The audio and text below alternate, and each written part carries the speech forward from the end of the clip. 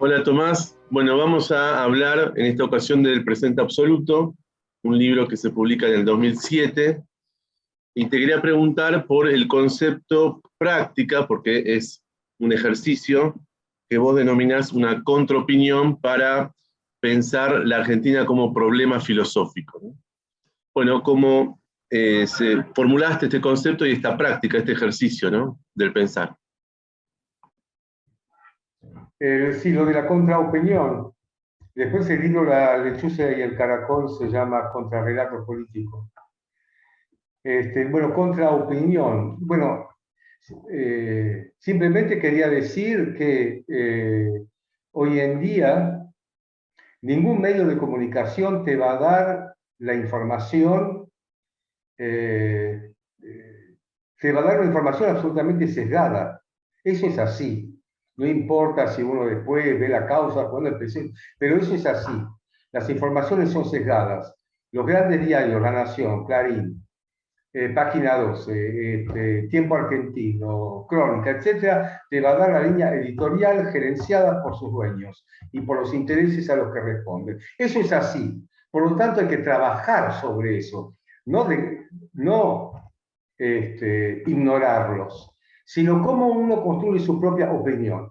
Se habla de opinión pública, ¿no es cierto? Está bien. ¿Qué es la opinión pública? La opinión pública es un poco la atmósfera cultural sobre las distintas voces que tienen que ver con lo que es común a la gente, sobre la actualidad. Bueno, eso no tiene una fuente única, es decir, no es una cosa maquiavélica ni algo que tenga que ver con una especie de gran hermano que construye la opinión para manipular a la gente, lavar el cerebro y todo ese tipo de cosas. Sabemos que no es así. Cuando hay una democracia, una de sus características es que las fuentes son varias. Que no hay un solo diario, un Estado que fabrica la opinión y que cualquier disidencia la mete en la cárcel o la mata. Bueno, nosotros vivimos en la democracia en Argentina. Entonces, cuando hay una democracia, pasan muchas cosas. Hay intereses, hay oligopolios, hay corporaciones mediáticas, hay esta cosa que se llama los medios hegemónicos, etcétera, pero siempre son varios. Siempre son varios. Hay una multiplicidad que no se puede reducir al punto cero. Siempre son varios. Y ni hablo de las redes sociales, porque en el momento que yo escribo todas estas cosas, 2000 no sé qué, 2004, 2005, las redes sociales todavía tienen un rol más o menos secundario. Entonces, ¿cómo se construye? O sea, ¿cómo opinar? Opinar es muy importante. Opinar es muy importante. No es la doxa griega que Platón despreciaba, en nombre de la episteme o de la ciencia o lo que los especialistas quieren conservar como reducto propio y dicen, uy, ahí vienen los opinólogos. Los opinólogos son muy importantes, porque ser un opinólogo es todo un trabajo. Es decir, ser un opinólogo no es decir lo que uno cree, sino que uno construyó su opinión, porque en el mundo de la actualidad y en el mundo de la política no existe conocimiento científico.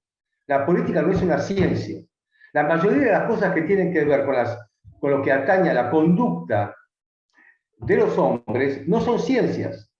La mayoría, por lo tanto, en algún momento dado es previsible que haya una ciencia social en base a la ingeniería genética, a la robótica, a la inteligencia artificial, y entonces habrá una facultad de ciencias sociales, como habrá una Flaxo, en la que enseñen ingenieros genéticos, biólogos, especialistas en robótica, neurólogos y todo este tipo de cosas. Pero mientras haya en las ciencias llamadas sociales, las facultades, universidades, en la Flaxo, etcétera, sociólogos, psicólogos, politólogos, especialistas en medios de comunicación, sabemos que no es una ciencia, es un bilibili, es un chamullo. Ahora, ese chamullo puede estar bien elaborado o mal elaborado. Para que esté bien elaborado hay que trabajar mucho. Es decir, para construir una explicación de ciertos fenómenos, no se puede basar en la creencia, sino en el pensamiento. Es decir, hay que pensar para opinar. Para opinar hay que pensar. Por supuesto que en el mundo de la llamada opinión en general, dice, bueno, sí, a mí me parece que, no, acá no me parece. Acá es yo opino porque veo tal cosa. Tiene que tener una consistencia, tiene que tener una gravedad.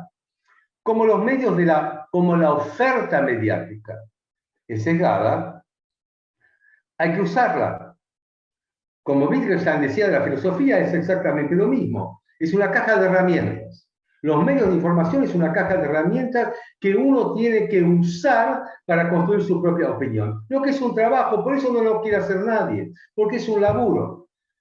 Lo mejor es que el kirchnerista compre página 12, eso es lo mejor, ¿no? Y lo mejor que el tipo que piensa que hay una barbarie populista que está dominando la Argentina, que compre La Nación, ¿no?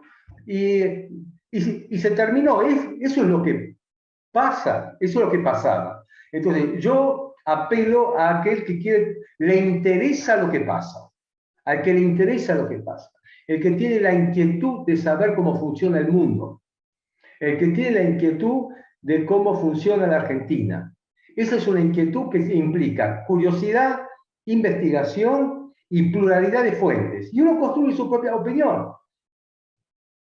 La podrá mantener siempre, podrá variarla, podrá no opinar porque no tiene una opinión formada, podrá estar desconcertado,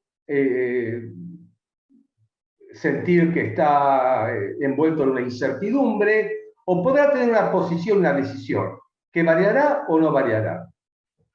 La contraopinión no es opinar en contra, es opinar en contra del sesgo y de la grieta por la cual las fuentes de información te quieren mostrar un solo aspecto de la realidad, que no es ficticio, pero es un aspecto.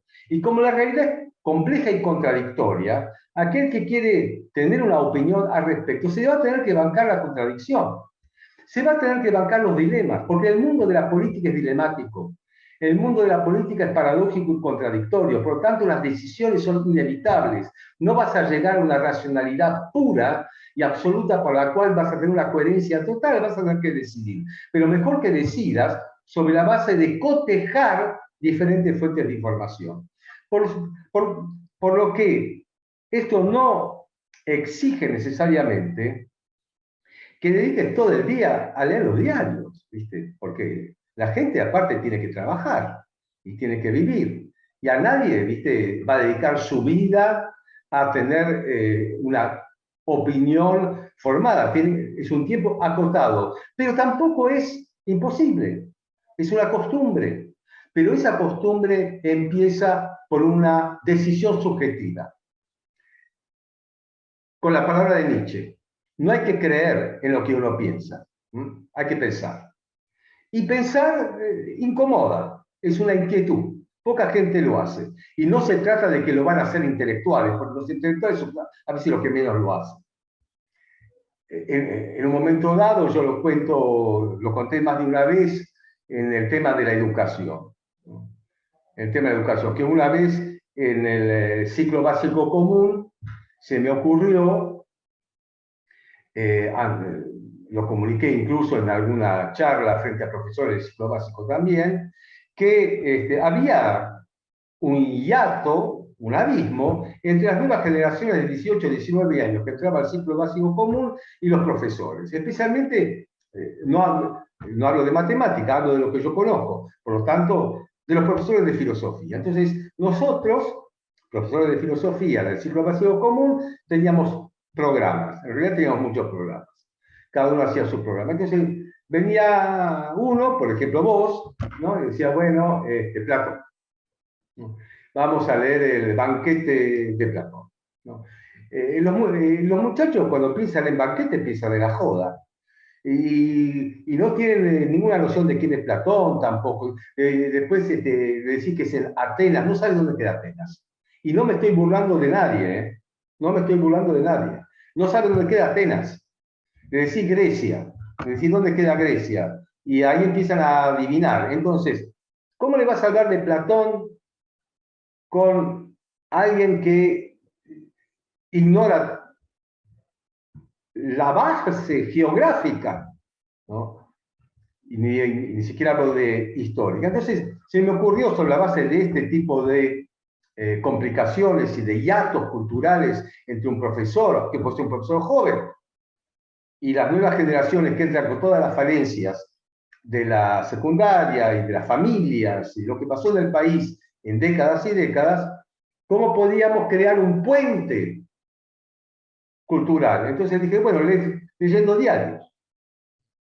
Es decir, se hacen grupos, si la aula es masiva, se hacen grupos de 8 o 9 personas, en donde los alumnos van a eligen, después puede ser rotativo, ciertos intereses que ellos tienen. Algunos se interesarán por las ciencias, o sea, totalmente abierto el tipo de secciones de un diario, menos espectáculos y deportes. Eso lo dejamos afuera. Sino ciencias, política, economía, relaciones internacionales, hay un montón de cosas que tienen que ver, ¿no? Entonces, se va eligiendo y se van leyendo las noticias diarias de lo que pasa en el mundo. Y cada uno va eligiendo política argentina, latinoamericana, Europa, distintos temas. La pandemia.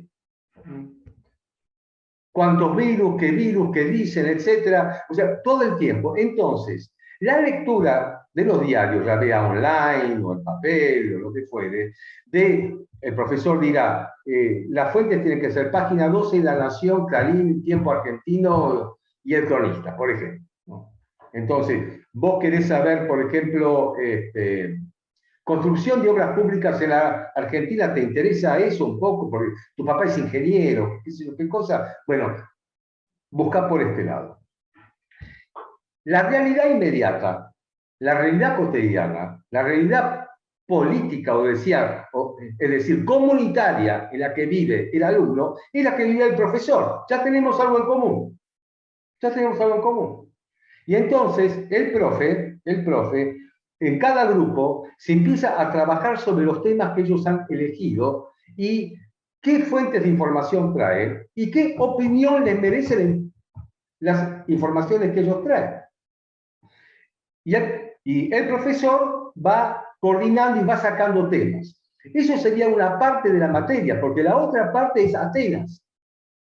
Y en Atenas, cuando el profesor va a presentar Atenas, va a presentar problemas políticos de Atenas, problemas demográficos de Atenas, problemas, por supuesto, de la filosofía que ahí nace, etc. También de un modo conductista, es decir, los pensadores y los filósofos responden a los problemas de su tiempo. Todos los filósofos hablaron de su tiempo. No conozco uno que no haya hablado de su tiempo. No hace falta que Kant dijera la actualidad, la diferencia, etc. Platón habló sobre la decadencia de Atenas, Séneca sobre lo que pasaba con el patriciado romano y las inquietudes que tenía que ver cómo manejar el poder, ¿no? San Agustín habló sobre la caída de Roma, que ahí la tenía porque tenía que ver con la constitución de la primera iglesia, es decir, hábleme de alguien. Maquiavelo ni hablar, que era consejero de príncipes. Rousseau, que estaba escandalizado ante los salones literarios versallejos de su tiempo, es decir, Marx, Nietzsche, etc.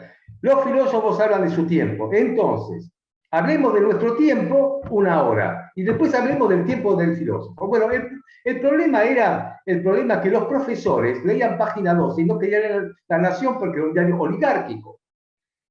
Y lo de La Nación, viste, que en realidad no es mucho en el mundo universitario, un diario berreta de zurdos, tampoco. Entonces, es un imposible. Si eso es imposible opinar. Es simplemente un asunto de papagayo o de loro que va repitiendo, etc. Y así se va constituyendo la opinión pública en Argentina. Y yo estoy hablando de un tiempo en que yo manifestaba esto, que en realidad no se usaba la palabra grieta. Había otras palabras, ¿no? Había otras palabras como rispidez o no sé qué cosa, ¿no? Pero no se usaba la palabra grieta. La grieta va a venir después del 2008. Esto está escrito antes. Entonces, la contraopinión es eso. Si a vos te interesa lo que pasa, porque si no te interesa me da lo mismo. Seguí diciendo, ese es el enemigo, etcétera, ¿no? Es decir, como en un momento dado yo creo que en el libro Presente Absoluto cito a un taxista, ¿no? Que me dice, esto no da para más. Acá esto se soluciona con 300 ladrillos, cal, cemento, una paleta. Entonces, digo, ¿y para qué quiere ladrillo, cemento, paleta? Paredón, señor, paredón. Bueno, para esa gente no. Pero tenemos un público que lee diarios, que se pretende informado. A ellos me dirijo, ¿no? Dicen, bueno, no hay otra. No pidan que salga una fuente plural, tolerante, moderna, todo este tipo de cosas que hablan el progresismo vacuo, ¿no? Hay que hacer el laburo. Ser autodidacta es la misión de todo tipo que quiere pensar. Es decir, no hay otra. Es el postdoctorado, es el autodidactismo. Entonces, la contraopinión era esa. La Argentina como problema filosófico a partir de esto que vos llamás contraopinión, ¿no? Vos señalás varias veces que el problema de Argentina no es un problema económico, puntualmente, ni es un problema político, puntualmente, sino que es un problema cultural, es de idiosincrasia, ¿no? Y en estos textos en los que vos recorres los 70, los 80, los 90, siempre señalás eso, ¿no? Basta de hablar de entelequias como el poder, o el Estado, o el mercado, sino fuerzas que componen relaciones de poder y lo idiosincrático, ¿no? Bueno, eso quería preguntar. Mira, escúchame, yo no estoy de acuerdo con lo que dije. Es decir, para mí no es un problema cultural, es un problema político, ¿no? Porque la cultura no quiere decir nada. Es decir, es una olla infinita, podés meter lo que quieras, es como la palabra educación, metés lo que quieras, metés lo que quieras. Es decir, los argentinos somos así. Como decía Fabio Alberti de Cha, ¿qué nos pasa a los argentinos? No existe eso. No existe. Los argentinos somos así, los argentinos somos así. Yo soy argentino y no soy así, soy asá. Y el otro es así o es asá, etc. Hay costumbres, como diría Kant, hay costumbres, ¿no? Pero está bien, pero esas costumbres pueden dar lugar para tantas cosas, ¿no? Es decir, así que no creo que sea un problema cultural, es un problema político. Inevitablemente es un problema político, ¿no? La organización de una sociedad es un problema político. Yo me estaba fijando en el índice ahora, que no lo tenía presente, del Presente Absoluto, que es un libro que a mí me define totalmente, ¿no? Yo ahí adquiero una identidad a pesar de mí, pero no porque no la haya querido, pero fue así, que eso se me clavó como una máscara, ¿no? Es un libro de combate, el Presente Absoluto es un libro de combate, yo peleo. Es decir, tiene una especie de ritmo panfletario, sin ser panfleto, pero yo peleo, y me peleo contra mucha gente.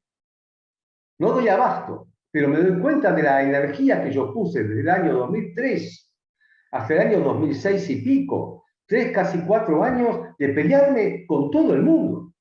Me peleé con todo el mundo. Y ahí ya se terminó el Tomás Abraham, profesor de filosofía, que sabe Foucault. Se terminó. Ahora es este tipo que es un tipo que interviene en los medios de comunicación diciendo las cosas que dice. Me transformé en una especie de enemigo, no lo digo con orgullo, ni con soberbia, ni con nada, pero lo tuve que sostener, y puedo decir que lo sostuve, porque lo sostuve hasta el día de hoy, es decir, lo sostuve, pero mi tono era un tono de pelea, de indignación y de ataque, que nace en marzo del 2004. ¿Por qué de fecha? Cuando el Néstor Kirchner va a la ESMA. Y cuando Néstor Kirchner va a la ESMA, nace el kirchnerismo. Es el acta fundacional, en donde, para usar la palabra cultura, la corporación cultural hegemónica hace es la que pare de parir el kirchnerismo. Ahí nace el kirchnerismo. Y al nacer el kirchnerismo, yo me quedo del otro lado. Y lo denuncio. Lo denuncio. Cuando está naciendo el kirchnerismo. En marzo del 2004, en el asunto de la ESMA. Entonces ahí, indudablemente, mi pelea es una pelea de Don Quijote, ¿no? Es decir, del 2003 al 2004 yo escribo en distintos medios que apoyo a Kirchner, mando a votar a Kirchner, y me peleo con los que ya están criticando a Kirchner, denuncio el gabinete de las sombras, gabinete de las sombras que formó Menem, que le veía como pretensiones golpistas, ¿no? Escribo artículos contra los liberales que ya estaban denunciando el populismo de Kirchner. ¿Por qué? Porque había planes sociales, porque había esto y lo otro. Los denuncio, ¿no? En un texto que se llama Elogio al populismo. Gracias a ese texto, el kirchnerismo me premia con un viaje a Caracas. Yo viajo a Caracas, pagado por el kirchnerismo. Es el único viaje. Yo tuve 2 viajes pagados por el gobierno. Por gobiernos. Uno por el de Menem en el año 94, creo, a Israel. La Feria del Libro. Después, por supuesto, no me saludaron más porque lo que dije ahí en la Feria del Libro no era muy repetible para el oficialismo. Y el segundo fue este. Es decir, los que dicen que soy macrista, no me pagó un colectivo Macri a mí. No me pagó un colectivo. Aparte porque nunca me interesó que me pagaran un colectivo, ni nada por el estilo. Pero Kirchner sí me lo pagó. Me mandó a Caracas. Estaba Chávez. La Feria del Libro de Caracas. Entonces allá, en Caracas, voy con un grupo de gente, representantes de cultura argentina, de cuentistas, novelistas, no sé qué historia, y que, como pasa habitualmente en los viajes, cuando va gente de la cultura, como la comida es gratis, no sé más que comen 4 veces por día. 4 veces por día. Se juntan para comer y después dan una vuelta y siguen comiendo. Como yo no tenía tanta hambre, me encerré en el hotel con la televisión y me compré diarios en los kioscos durante 3 días. Entonces ahí vi que estábamos ante un dictador que los que opinaban, lo que matizaban un poco la pasaban muy mal. Entonces, cuando me toca hablar a mí, porque yo tenía que hablar en la Feria del Libro, en un lugar, etcétera, digo las cosas que yo vi en los medios de comunicación venezolanos. Y bueno, había poca gente, porque había poca gente en general para este tipo de eventos, y a la salida había un grupito que se me acercó, me dio la mano, me agradeció lo que dije porque dije lo que ellos no podían decir. Eran funcionarios. Creo que me fui al día siguiente. La gente quedó comiendo, cenando, etcétera. Yo me fui al día siguiente porque me agarró un ataque de fobia, no quería estar más allá, sentía que ya no podía respirar, no tenía con quién hablar, por supuesto, después de lo que dije, y ya estaba, había cumplido. Por supuesto que mi relación con el kirchnerismo fue esa, nada más. Pero yo durante el año 2003 y demás estaba a favor. Pero cuando fue de la ESMA dije, señores, se pasaron de mambo, se pasaron de rosca. Primero, señor presidente, antes de acompañarse por madres y abuelas y decir que Alfonsín es un pelotudo y que toda la historia argentina es una historia de traidores y entreguistas y cobardes, hasta usted devuelva los 500 millones que le dio Cavallo de Santa Cruz, porque la verdad no sabemos dónde están. Es decir, un poco de pudor, un poco de pudor.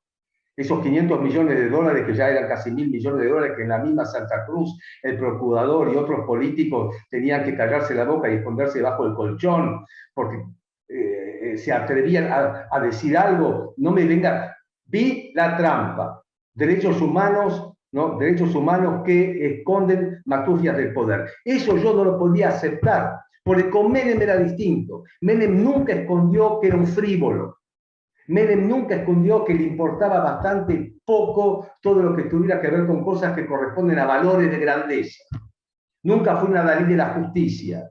Siempre fue el tipo de la Ferrari, de la rubia, del buen vivir, sensual, de buen humor, etc. Eso era Menem. Por lo tanto, la crítica a Menem venía por otro lado. Yo la crítica a Menem se la hacía después de Lamia, después de Cabeza, después de Río Tercero, después de todo ese tipo de cosas, cuando mostraba la otra faceta Menem, la faceta mafiosa. Pero nunca construyó valores que todos los hombres de buena voluntad comparten, escondiendo cosas raras y además maldiciendo la historia argentina y desconociendo que hubo en un momento dado, en el año 1984-85, con los tanques frente a la Casa Rosada, hubo un tipo que hizo los juicios a los grandes jerarcas y que nos cambió la cabeza. Porque sentimos que había algo del orden de la libertad. Porque si esos tipos que amenazaban de muerte a todo el mundo estaban ahí sentados, es porque algo había cambiado en la Argentina, no podían desconocer eso. Y después que me venga a mí con la obediencia de vida y el punto final, y todas esas cosas, cuando Rico, por ejemplo, era intendente, etc. O sea, cuando Alfonsín se somete, según mi entender, ¿no?, a las Fuerzas Armadas, cuando lo citan a Barreiro, que está en la ciudad de Mendoza, como torturador, se levantan los caras pintadas y dicen, basta, a nosotros no nos citan, a los torturadores no nos citan, nosotros no lo vamos a aceptar, y estaban ahí en funciones ejecutivas durante Kirchner y el peronismo, y Alfonsín era un idiota cobarde, bueno, no lo podía aceptar. Desde ese momento empezó mi batalla cultural contra el kirchnerismo. Esa batalla cultural no claudiqué nunca. El kirchnerismo para mí tiene algo de base que pude la manzana, tiene este gusano. Es decir, miente con valores. Y al mentir con valores de justicia, con valores de soberanía, con valores de libertad, hablando de pobres, ¿no?, hablando de los derechos humanos, hablando de los desaparecidos, y hablando de la maravillosa juventud de los 70, metiendo todo eso y haciendo la política que hace, de comprarse las cosas a precio regalado, ¿no?, y de apoderarse de lo que se apoderaron, para mí eso no funciona. Hay algo que ahí no funciona. Que no hay más allá del bien y del mal. Hay bien y hay mal. Ahora, ¿el problema cuál fue? Que claro, madres y abuelas de Plaza de Mayo son las víctimas absolutas del terrorismo de Estado. Que él, al anular el indulto, al bajar el cuadro de Videla, ¿no?, tuvo la adhesión de ellas, tanto Néstor Kirchner como Cristina Fernández, tuvo la adhesión. Y al tener esa adhesión, tenía la caución moral indiscutible de cualquier política que él hiciera, Y eso yo no lo acepté, porque eso es un mecanismo de censura. Los quería hacer callar la boca. Porque si uno decía, ante el acto de la EMA, no estoy de acuerdo con las banderas y las sábanas que dicen Montoneros, no estoy de acuerdo con la imagen de juventud maravillosa de la que yo formaba parte, pero yo no era maravilloso, era simplemente joven, de la década del 70, porque lo que pasó en el 70 fue una de las peores cosas que pasó en la Argentina, si no la peor. El grado de sadismo, de crueldad, los vuelos a la muerte, los vuelos de la muerte, es algo que puede inscribirse en los anales de Auschwitz, ¿no? Pero además también los secuestros, las matanzas, entrar a las empresas y matar a un jefe de personal que era un tipo a sueldo, matar a Rucci, secuestrar, incluso matar a Aramburu, poner bombas, bomba de acá, bomba de allá, todo eso, vitorear y buscarlo de Seiza a Perón, a Isabel y a López Herrera. ¿Qué lo buscó a López Herrera? Es decir, todo eso era algo para pensar, para no repetir, no para endiosar. Ahora, un señor, estamos hartos en Argentina de hablar de estas cosas, yo también. Yo no hablo mal de estas cosas, pero como hablamos de un libro, El presente absoluto, que es de esa época en la que nace el kirchnerismo, y yo estoy ahí hablando, vuelvo ahí, ¿no? Pero un señor, ¿no?, que los derechos humanos le importó un reverendo huevo durante toda su vida, que subió y trepó en Santa Cruz sobre la base de un dinero que obtuvo con una ley de Martínez de Oz, porque se apoderó de los bienes de los tipos arruinados por la 1050 de Martínez de Oz. Que durante la dictadura nada, durante el menemismo, el mejor amigo de Menem, admirador de Caballo. Bueno, escuchamos una cosa, hay gente que dice, olvidémonos de los archivos porque nadie se salva. Bueno, no nos olvidemos de los archivos, ¿viste? No nos olvidemos de los archivos, más todavía cuando se enarbola un valor tan absoluto con Eve de Bonafini y Estela Carlotto. Entonces, cualquier política es posible. Cualquier cosa, porque se va a justificar en nombre de los derechos humanos. Entonces, claro, yo escribo un libro en donde hay todo un bloque que se llama Piratería y Derechos Humanos, es decir, los derechos humanos se convierten en un asunto de piratas. ¿Quién va a defender los derechos humanos? ¿A quién le creo? Yo le creo a James Nilsson. Yo le creo a James Nilsson. Yo le creo a Fernández Mejide. Por supuesto que le creo a la Carlotto también hasta cierto punto. Cuando la Carlotto me quiere hacer callar para que no hable de Cromañón, porque beneficio a Macri, ya no le creo. Yo no tengo moral de vestuario. Yo no soy un funcionario de ningún grupo orgánico para hacer el apostolado de un grupo de intereses del poder. Yo digo lo que pienso y creo que todos tienen que decir lo que piensan sin pagar el precio de ser traidores, malas personas y todo ese tipo de cosas a Vox Populi. No, tenemos que hablar y tenemos que discutir y el debate nunca se puede cerrar, siempre tiene que estar abierto. Entonces yo esta lucha, porque fue una lucha, la llevé en todos los medios de comunicación gráficos, escribí en todas partes, escribí, ya no recuerdo, y en un cierto momento escribí y dejé de escribir, las dos cosas.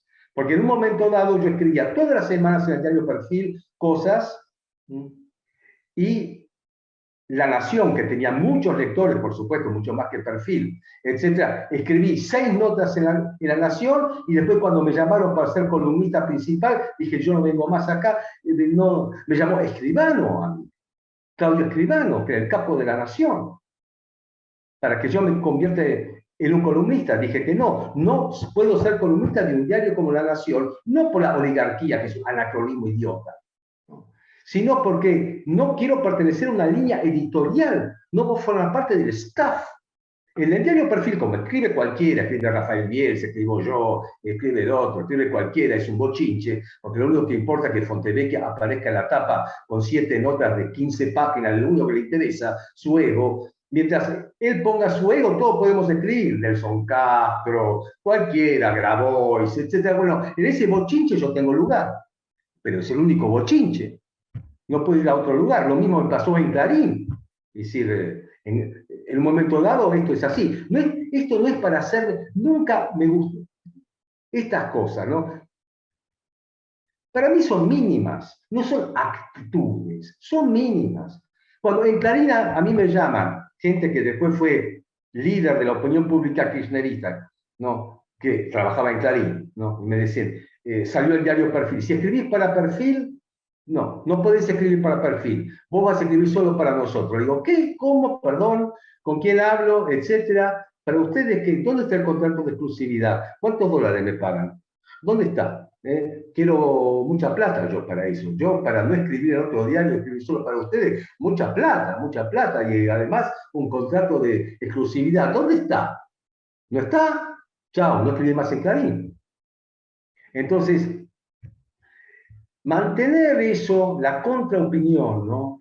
Y claro, tiene un precio. Tampoco es Shylock, ¿no? No di una libra de carne. Pero sí, viajar no viajé. Y en la calle me puteaban bastante. Y me convertí en un tipo de derecha. Mira qué fácil. Hay mucha gente que no logra ser de derecha. A mí me fue facilísimo. Me fue facilísimo. Ahí está, hay un tipo de derecha, ¿no? Entonces, ahí nace en Argentina el fascismo de izquierda. La gente cree que el fascismo lo inventó Mussolini. En realidad lo inventó Mussolini. Y Mussolini era socialista. Y después fue fascista, ¿no? Leía Hegel, esto, que lo otro. Bueno, pero lo que pasó en el siglo XX es que el fascismo y después hubo el estalinismo y el nazismo, es decir, todo ese tipo de ideología iban de un lado para otro. Sí, yo en mi último libro sobre Rumania me cansé de escribir sobre los nazis de izquierda. La gente todavía nunca escuchó una palabra así. Dice, ¿qué es un nazi de izquierda? ¿Un nazi de izquierda? Claro, si uno dice un comunista de derecha, eso es más raro, porque ¿qué es un comunista de derecha? Pero un nazi de izquierda era el que quería matar a todos los judíos y hacer la reforma agraria. Mira qué fácil. Pero es muy sencillo hacer la reforma agraria, que se vayan todos, anular el Parlamento, terminar con la corrupción, matar a los judíos y terminar con los latifundios. Ese era un nazi de izquierda. Bueno, hay fascismo de izquierda. Hay fascismo de izquierda. Es decir, no es muy complicado, no es complicado. Cuando, es decir, yo digo, ¿en qué sociedad me gusta vivir a mí? Hay una base, en una sociedad en la que yo pueda discutir. Es decir, ¿y comer? No, sí, más bien. Todos tenemos que comer, si no nos morimos. Pero más allá de comer, ¿no? Y que por supuesto todo el deseo moderno y civilizatorio, que moderno y civilizatorio es tener acceso a los bienes terrenales, que hoy se llamará celular, y hace 80 años se llamaba heladera. Más allá del acceso universal a los bienes terrenales, que era la idea no de los marxistas, sino de los utilitaristas, y del bienestar, del estado de bienestar, con el que estoy de acuerdo, lo que yo quiero es decir lo que quiero, sin que mi vida corra peligro. Pero ese derecho que yo tengo lo tiene que tener todo el mundo. Es decir, el derecho a la disidencia, el derecho a la discusión, el derecho a la opinión, el derecho a la reunión, el derecho a la circulación, el derecho de eso. Eso no es mi ley, que, bueno, ese sí que es un fascista de derecha, pero es, digamos, coherente. Pero esa es la base, esa es la base. Y después hay opiniones distintas. Entonces, eso durante el kirchnerismo se complicó cada vez más. Ya que estamos hablando del fascismo de izquierda, Oscar del Barco publicó esa famosa carta donde se refería a la violencia de las agrupaciones de izquierda en los 70, ¿no? Como ese huevo de la serpiente que de algún modo formó parte de toda esa espiral de violencia de los 70, ¿no? Una suerte de autocrítica, para usar una palabra fácil. Y hubo todo ese debate de los intelectuales, básicamente en contra de Oscar del Barco, ¿no? En general. Y ahí vos interveniste, ¿no? Y aparece en el presente absoluto. Bueno, te quería preguntar sobre eso. Sí, eso fue, aparece, Oscar del Barco es un intelectual, es profesor de filosofía que se exilió en México. Y durante mi adolescencia y demás, yo tenía conocimiento de la revista Pasado y Presente que publicaban en Córdoba, porque es cordobés, Oscar del Barco y Pancho Aricó, y estaba ahí el Toto Schmuckler, ¿no? Ellos estuvieron en el exilio, ¿no? En México, y algunas tragedias familiares tuvieron, ¿no? Hijos desaparecidos. Vuelven a la Argentina en 1984 y Oscar del Barco quiere trabajar de profesor de filosofía, ¿no? Entonces, yo ya era profesor en psicología y ya en el 85 en el ciclo básico, y por las cosas que habían pasado en psicología, en el ciclo básico, y una intromisión un poco grandilocuente que yo había tenido, tenía un cierto nombre que circulaba. Oscar del Barco se presenta para ser investigador en el CONICET y lo rechaza. Oscar del Barco ya tenía una trayectoria grande, no era ningún jovencito, ¿no? Tenía publicaciones y un montón de cosas. Y lo rechazaron, y entonces él o Aricó, no me acuerdo quién, el Toto, me llamaron para ver si yo podía a hablar con directores del CONICET. Yo nunca fui del CONICET. Y entonces tuve una reunión con un director de investigación en el CONICET y escribí algo. Y me pidió escribir algo en el que yo justificara con argumentos por qué Oscar del Barco tenía que ser aceptado en el CONICET. Y lo había rechazado Guariglia, y los profesores que tenían ahí, los analíticos, o no sé qué eran, aristotélicos, que había ahí en el CONICET. Y Oscar del Barco me decía, dicen que no tengo el perfil del investigador, Tomás. Me decía. ¿Qué tengo que ponerme? Ropa, dice, ropa. Le digo, la ropa está bien, digo, la ropa está bien. Tenés barba y tenés colita. Yo eso no sé si cae bien. Pero déjame pensar. Entonces, escribí algo que publiqué, no me acuerdo dónde está. Pensadores bajos. Pensadores bajos. Ah, en Pensadores Bajos está. En Pensadores Bajos, claro. Sobre lo que es ser un intelectual en Argentina y los valores que eso tiene. Después Oscar del Barco, yo no tuve relación con él, después nos juntamos alguna vez en la Facultad Libre de Rosario, él daba un curso, yo daba otro curso, y apareció una carta.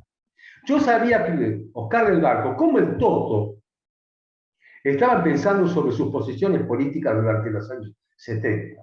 Ellos durante los años 70 pregonaban la lucha armada.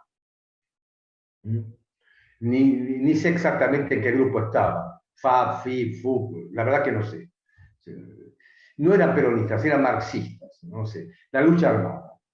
Entonces, el Toto que falleció hace poco, fue una persona que pensó mucho en lo que pensó en lo que pensó. Lamentablemente no escribió tanto sobre eso, porque hubiera venido bien, ¿no? Después lo hizo Héctor Leis, a su modo. Oscar del Barco manda una carta. En esta carta él asume una responsabilidad de haber creado un clima que provocó la muerte de mucha gente, incluso compañeros suyos. Habla de algunos casos de guerrilleros que mataron a otros guerrilleros porque lo notaban con flaquezas, una serie de cosas en las que él asume una responsabilidad en los hechos de la década del 70. Y obtuvo una respuesta muy despreciativa y humillante de parte de un grupo de intelectuales que se juntaban en una revista que se llamaba Conjetural, que eran lacanianos. Lacanianos y de izquierda, medio marxistas también. Estaba Brunner, estaba Hinkis, creo que Guzmán. Hacían esta revista al estilo lacaniano, es decir, cuanto menos nos entiendan, mejor. Entonces, lo tratan de pelotudo a Oscar del Barco. Entonces, yo ahí escribo una respuesta. Y esa respuesta la publico. O sea, yo me metí en algo como siempre hago. Me meto donde no me invitan. Porque si estuviera pensando a dónde me invitan, estaría todavía en mi casa. Entonces, me meto a donde no me invitan, donde me parece que es importante decir algo. Y lo publico en la capital de Rosario. Y se publica en algún otro lugar. No me acuerdo. O sea, tiene resonancia. La única respuesta que obtuve a esa intervención mía es que uno del grupo conjetural que yo conocía porque éramos vecinos en la ciudad de Colonia, me llamó por teléfono para tomar un café conmigo y para pedirme que yo hiciera un comunicado que desdecía las cosas que yo había dicho en esta especie de texto. Mi texto era agresivísimo, muy agresivo. Los trataba de nazis de izquierda. Eso no lo podían soportar, porque había uno que era judío, el otro que había sufrido no sé qué, etc. Decía, ustedes con el lacanismo hacen lo mismo que los filósofos pseudo-nietzscheanos hacían durante el Tercer Reich. Ponen un aparato conceptual sofisticado, ¿no?, para justificar la barbarie. ¿Qué está reivindicando? Ninguno de estos fue guerrillero ni nada por el estilo, pero simplemente le estaban tocando ahí una especie de valor que tenía que ver con la revolución, ¿viste? Con la revolución. Entonces me pidió de decir, porque si no me iban a hacer un juicio, no sé si penal, civil, etc. Totalmente absurdo. El hecho es que yo hice eso, que era breve, pero a Oscar del Barco le gustó la polémica y empezó a polemizar con Foster, con esto, con el otro, con Casullo, con Dios y la madre en coche. Yo no participé de eso. Uno citaba a Nietzsche, el otro citaba a Marx, el otro citaba a Walter Benjamin, el otro citaba a Karl Kraus, el otro citaba a Rosenzweig, el otro citaba a Cohen, a los neocantianos. Estaban encantadísimos mostrando cuántos libros leyó cada uno. Y yo dije, pero estos están en pedo. Hicieron de una discusión política, porque era política, que tenía que ver con la política de Kirchner frente a los derechos humanos, porque si no, Oscar del Barco no hubiera escrito. Y que eso teníamos que discutir, la política de los derechos humanos del gobierno que estaba gobernando, no de Rosenzweig. Pero les encantó y publicaron las discusiones en 2 tomos. Y me llamó el Toto, me dijo que él quería que yo incluyera mi texto. Le dije, pero estás en pedo, ¿cómo que? Mis 4 páginas en 2 tomos. No me interesa para nada lo que ustedes hacen y discuten, arréglense, muestren todo lo que saben, toda esta erudición inútil y todo eso. Yo ya dije lo que tenía que decir, ¿no? Esa es bueno, indudablemente. Igual Tomás apareció, está tu texto igual, ¿eh? En los 2 tomos. Apareció. ¿Lo metieron? Sí, sí, sí, Sin está. autorización, ¿eh? Sin autorización. Está. Yo no sé, porque nunca vi esos 2 tomos.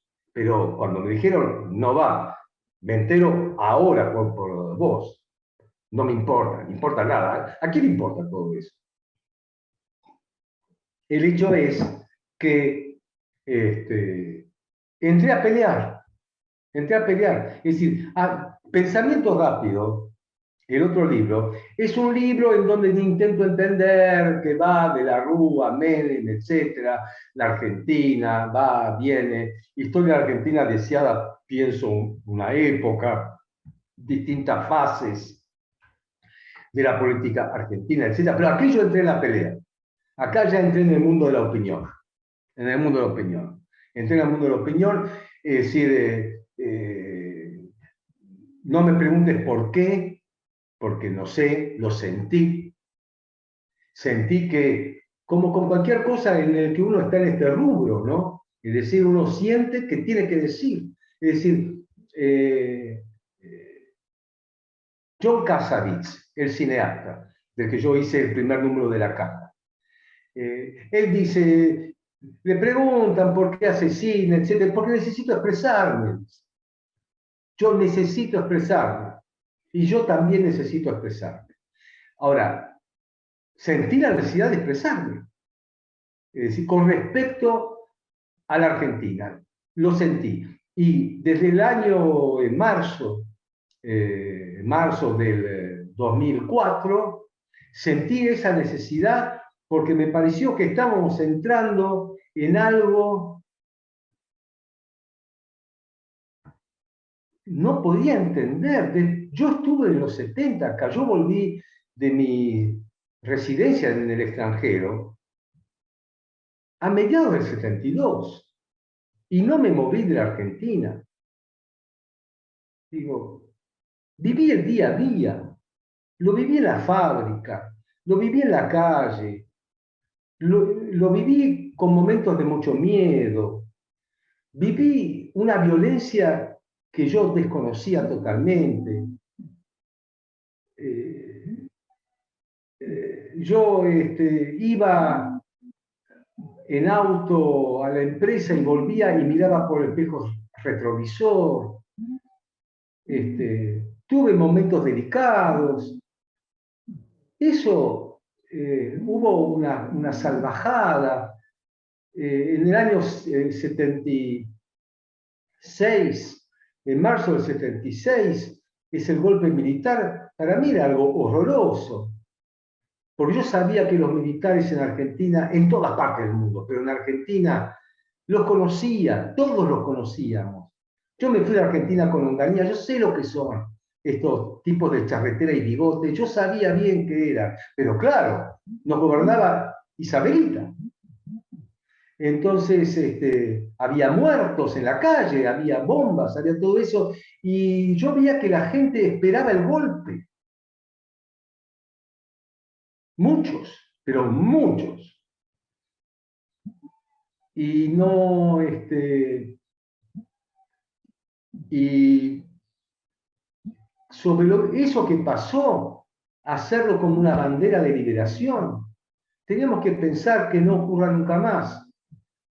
Realmente esa palabra nunca más. Entonces, eso yo no lo podía aceptar. Eso yo no lo podía, necesitaba expresarme.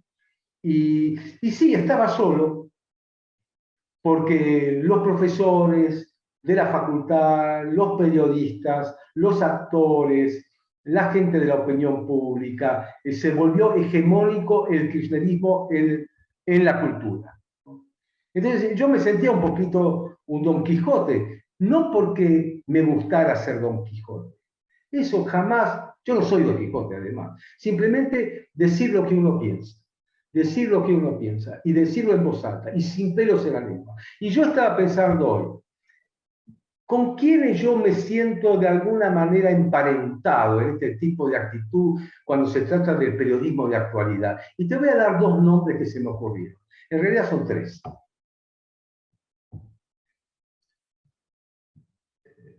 No son conocidos. Y además, lo que importa en estos nombres que yo menciono no es la ideología, porque la cambiaron. Es el tono y el modo. Uno es Christopher Hitchens, es un periodista. Christopher Hitchens, que por supuesto empezó con el trotskismo, después apoyó la invasión a Irak, esas cosas, ¿no? Pero el punch de Christopher, hablar sin pelos en la lengua, eso implica un tipo de literatura. Hablar sin pelos en la lengua no es gritar, no es decir de lo que uno piensa de un modo compulsivo, implica un tipo de literatura, ¿no? De precisión, de velocidad, del derecho al grano, de no dar ningún rodeo, no acomodarse nunca, estar siempre en un lugar incómodo. Christopher Hitchens. En página 12 escribía Claudio Uriarte. Escribió un libro que se llama El Almirante Cero, sobre Macera. Es un libro muy leído, etc. Claudio murió hace unos años ya. Estaba en página 12. Se ocupaba de relaciones internacionales y decidió un día ser de derecha. ¿Qué quiere decir ser de derecha? Tenía como blanco preferido el progresismo. Y le daba al progresismo en página 12. Pero lo que pasa es que página 12 todavía no estaba subordinada a los intereses del kirchnerismo, todavía no. Escribía Julio Nutler, que era un tipo de izquierda que después Berbisky echó, porque no se sometió al kirchnerismo, porque atacaba al kirchnerismo por izquierda, Nutler, después lo echó. Y Claudio Uriarte tampoco hubiera subsistido, pero se murió en el justo momento de que lo rajaron. Pero presentó mi libro La empresa de vivir. Escribió muchos artículos en La Caja. Y era muy amigo, si se puede ser amigo, de Claudio Uriarte no se podía ser amigo, y de Carlos Correas tampoco. Por eso se hicieron amigos entre ellos. Y por supuesto, chocaban todo el tiempo, porque eran dos malditos, dos darks. Discutían sobre Mozart, porque eran cultos además. El otro es Claudio Uriarte, que se enojó conmigo. Por supuesto, porque ¿cómo no se iba a enojar? Yo pasé de bendito a maldito porque me pidió que lo hiciera entrar a Sudamericana con una novela. Y yo en Sudamericana tenía que pelear para que me publiquen. Yo no era el dueño de Sudamericana, decía, yo no llevaba gente, yo la peleaba para que salgan mis libros, porque a veces no me atendían muy rápido. Y la novela no me gustaba mucho. Pero además de eso, entonces me maldijo, como todo buen psicópata. Y el tercero es Tony Judt, el anglo-norteamericano. Porque Tony Judt tiene esta idea del intelectual tangencial, que es una idea muy sutil, el tipo de la tangente, en la que él dice, ¿qué hace un tipo de la tangente? El tipo de la tangente le habla a un sector de la opinión con la que tiene afinidades de cierto tipo, pero por tener afinidades de cierto tipo, los convierte en el blanco de sus exigencias intelectuales más duras. Es decir, es el tipo que se mete en el vestuario y en vez de cerrar la puerta, la abre y dice, vengan, vengan, vengan, vengan todos. Vengan todos. Acá se abre todo. Acá se abre todo. Acá se habla de todo y todo. Y acá no se ahorra ningún tipo de crítica, de duda, de polémica y de nada. Pero en este vestuario. Entonces yo digo, ¿a quién le hablo yo? ¿A todos y a nadie? Más bien, a todos y a nadie. ¿A la derecha? Evidentemente no. La derecha, por un lado, a veces la derecha piensa cosas más o menos interesantes, pero la derecha, por ejemplo, Merkel, pensó algo interesante. Si es que queremos llamarla derecha, ¿viste? Pero izquierda no es. Izquierda no es. Es el partido, ¿no?, del centro derecha de Alemania. Es así. No es la derecha del social cristianismo que está en Baviera, pero es una conservadora. Churchill en Inglaterra era un tipo interesante. Por ejemplo, ¿no? Digo,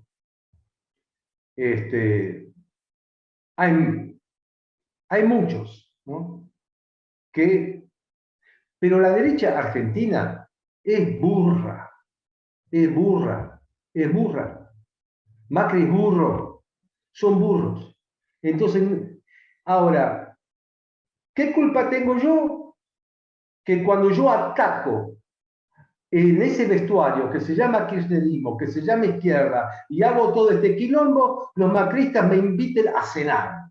Pero no voy a cenar. Ahora, no puedo evitar que me inviten. Y que de los 400 likes que yo tengo en una nota en Facebook, 350 sea gente con la que no tengo nada que ver. Porque el espanto une a muchos, a mí no, ¿no? Entonces, la idea del intelectual tangencial de Tony Judt es un tipo que finalmente, el ala conservadora de la cultura norteamericana, en la que él está inserto como profesor en la New York Social School, la derecha lo trata de un judío comunista más, un marxistoide, cosa que no es.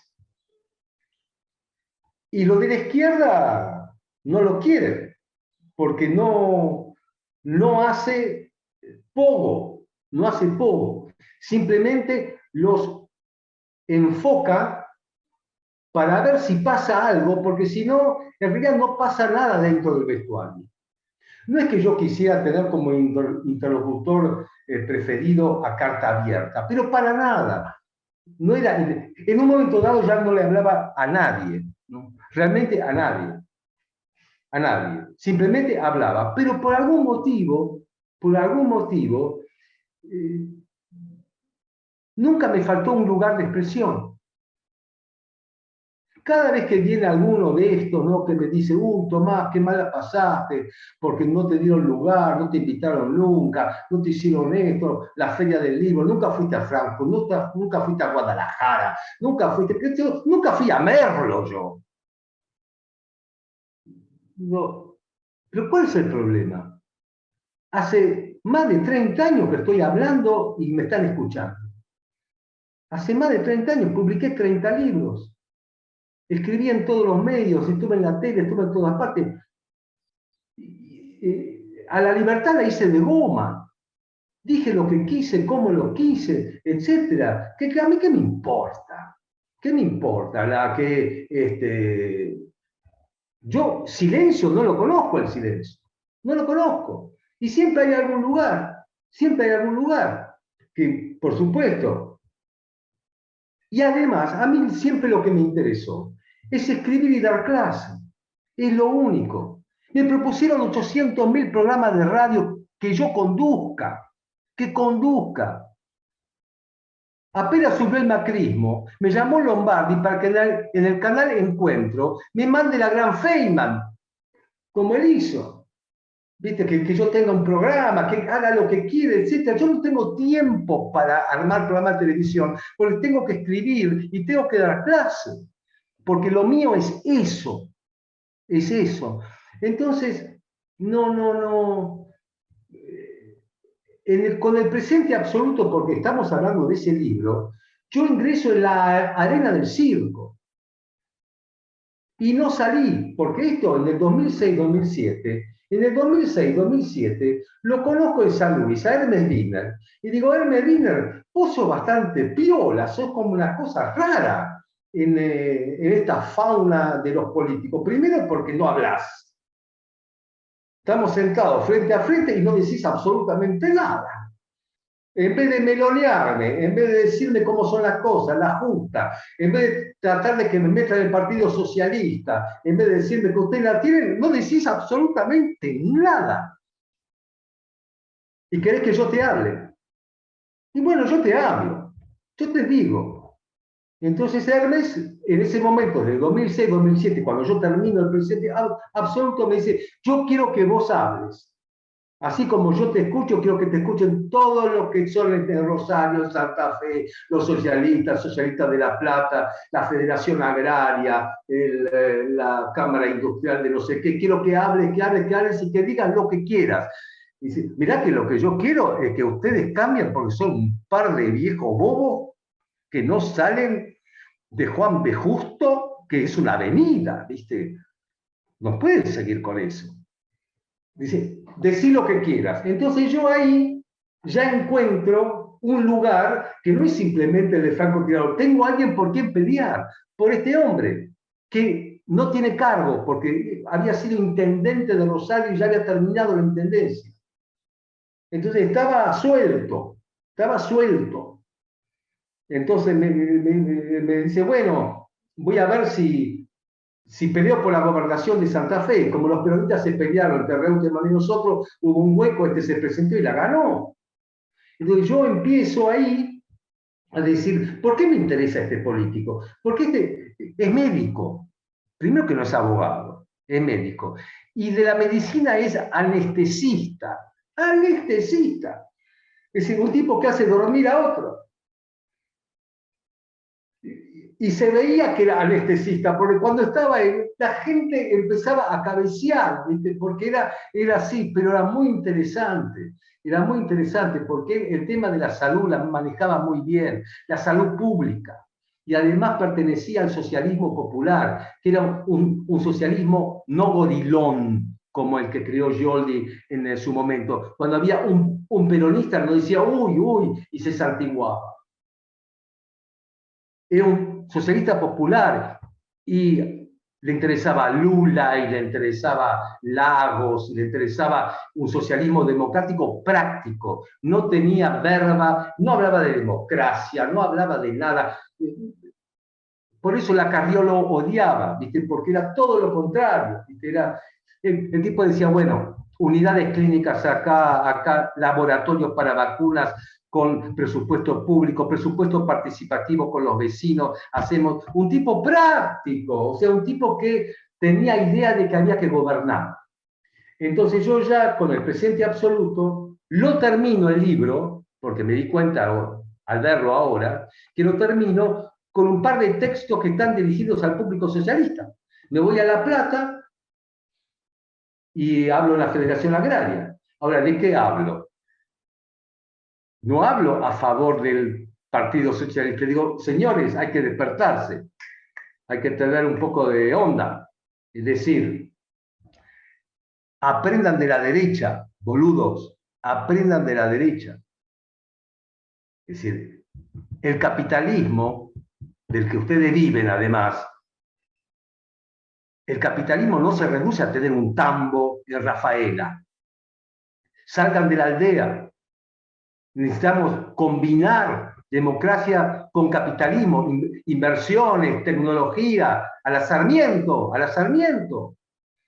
A la Sarmiento, civilización, civilización, industria, laburo, tecnología. Tenemos que crear la Sarmiento contra la Cámpora. Cuando dije eso casi me matan. No los socialistas, sino la Donda, que formaba parte del Frente Progresista, la Donda, todos esos gritaban Chacho Peñalosa, Chacho Peñalosa. Y yo decía, no, la Sarmiento, era un despiporre, todo eso. Entonces, pero Hermes quería que yo hablara de lo que yo pensaba. Entonces, nuestra primera gran reunión fue en un campamento de jóvenes socialistas. Los jóvenes socialistas querían que yo les hablara a ellos. Estaban con guitarreada, con remera del Che, estaban mateando, estaban todo eso. Y querían que yo les hablara sobre terminar con todos los cupos, con toda la selección, el derecho a estudiar a la universidad sin ninguna selección, eliminar todo que todo docente. Y yo les decía, ¿saben qué? Ustedes larguen la guitarra, larguen el mate y agarren un libro y pónganse a estudiar, porque si no vamos todos mal, ¿eh? Y a Wiener le gustó. A Wiener le gustó. Dijo, y a los pibes no les gustó nada. A la juventud socialista no le gustó nada. Pero Wiener, en vez de tomar posición a favor de la juventud socialista, le gustó que yo fuera y digo, muchachos, estudiar para transformar el país en lo que ustedes quieren, tienen que saber cómo es el país, estudiar al país y muchas otras cosas que van alrededor. Larguen la guitarra, conserven la remera, me importa un huevo lo que se pone, se pueden poner a Marilyn Monroe, me da lo mismo. Pero hay que ponerse a laburar. Y entonces, ayer, es decir, yo termino el presente absoluto con una propuesta que me duró un tiempito. Después, por supuesto, el Partido Socialista no quiere crecer, nunca quiso crecer, nunca quiso saber nada de nada. Siempre quieren ser como los esenios, ¿no? Son los puros del desierto, ¿no? Son los puros del desierto. Entonces, pero yo allá entré a hacer lo que llama Richard Rorty, un intelectual público, ¿no? En donde ya no hay, dejo de ser académico, a pesar de, porque esto era lo que hacía quizás una cosa un poquito incómoda entre la gente que me odiaba, porque había de eso también, ¿no? Que al mismo tiempo yo escribía sobre Shakespeare, escribía sobre Mary McCarthy, sobre Hannah Arendt, escribía, etcétera, y además libros que tenían acogida interesante de parte de alguna gente. Yo seguía trabajando en mis temas que siempre quise, en el seminario de los jueves, ¿no? que lo hacía público, en donde estudiábamos filosofía, Deleuze, Foucault, Kant, Leibniz, estudiábamos, pero al mismo tiempo yo estaba apasionado por lo que estaba pasando acá, que era una cosa muy oprimente. Había mucha censura, y la censura me revela. El tema de la censura, como ya dije en otras reuniones que tuvimos, es un tema muy delicado. No solamente, como dice Roland Barthes, el fascismo es lo que te obliga a decir, es también lo que te obliga a no decir. Y hay mucha gente que piensa una cosa y dice otra, porque tiene miedo. Vos decís, ¿a qué? No hay dictadura. Porque yo durante Videla, silencio. No dijo una sola palabra. Nada. De la casa al trabajo, del trabajo a la casa. No tenía inserción. Bueno, hice algunos cursitos de Foucault y de Deleuze. En las catacumbas, como se dice. Pero opinar políticamente, ¿de qué? ¿De qué? Estaban ahí estos tipos que decían sobre la vida y la muerte de todo el mundo. Nada, ¿viste? Porque tenía miedo de que me maten. Pero en democracia, ¿miedo de qué? Es un miedo que no hay que dejarse invadir por el miedo. Entiendo que a veces la presión es tal que uno dice, ¿vale la pena? ¿Vale la pena? Yo me lo pregunté varias veces. O sea, después de la lechuza y el caracol, cuando con Wiener sacamos 16 y Cristina sacó 54, dije, ¿vale la pena? ¿Por qué? O sea, yo tampoco soy un místico.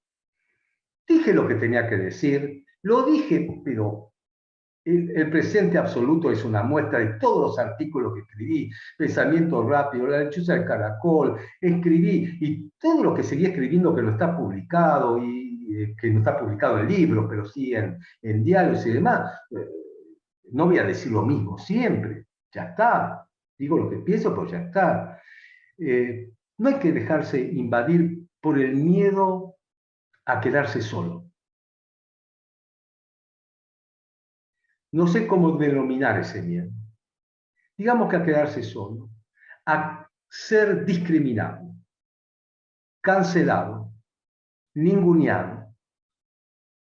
Hay que encontrar la fuerza interior y la necesidad de expresión contra esa ola y esa corriente hegemónica que dice tener la verdad, dice tener la justicia y que te considera a vos alguien que de decir algo contra esa corriente te convertís en una persona mala, inmoral, y que tenés que realmente o acomodar tus palabras, o callarte, o pedir perdón. Y yo vi a algunos que pidieron perdón.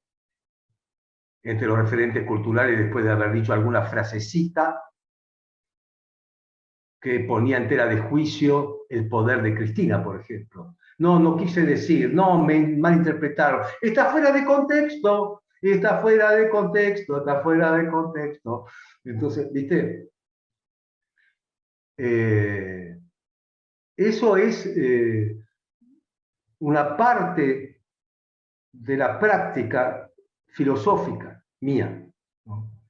En un par de libros, en intervenciones, que para mucha gente no hubo otra, a pesar de que mis intereses y mis escritos van de un lado para otro, y yo voy eligiendo cosas y eligiendo temas, pero evidentemente la Argentina, como uno de los textos que inauguran el libro El presente absoluto, es un problema filosófico, pero indudablemente es una pasión filosófica que yo tengo. Es decir, yo odio a la Argentina y únicamente se odia a la Argentina a alguien que, viste, que se metió ahí adentro, ¿viste? Porque es el amor-odio que uno tiene, ¿no? Es decir, es mi hogar. Es así de sencillo. Es mi hogar. Y no quiero que me echen de mi hogar aquellos que dicen que son los dueños del hogar. Mi hogar no tiene dueño. Mi hogar es de todos que lo habitan. Judíos, rumanos, venezolanos, peruanos, argentinos, correntinos, que vive en La Recoleta o viva en Villa Soldati. Todos estamos acá. Y gracias a los muchachos de las Malvinas, que fueron enviados, a pesar de ellos, a morir en una aventura dictatorial apoyada por el pueblo argentino. Gracias a ellos nosotros podemos hablar. Eso no me olvido. Yo fui a las Malvinas, estuve en el cementerio de Darwin. Yo sé quiénes están ahí. Entonces, nosotros tenemos derecho a hablar sobre todo. Y yo sentí y siento que el kirchnerismo nos quiso tapar la boca. Y esto lo escribí antes del 2008, porque a partir del 2008 se inicia una nueva fase de lo que después se va a llamar grieta, para que definitivamente nos hagan callar a aquellos que queremos seguir hablando. Pero eso va a ser motivo del libro La lechuza y el caracol.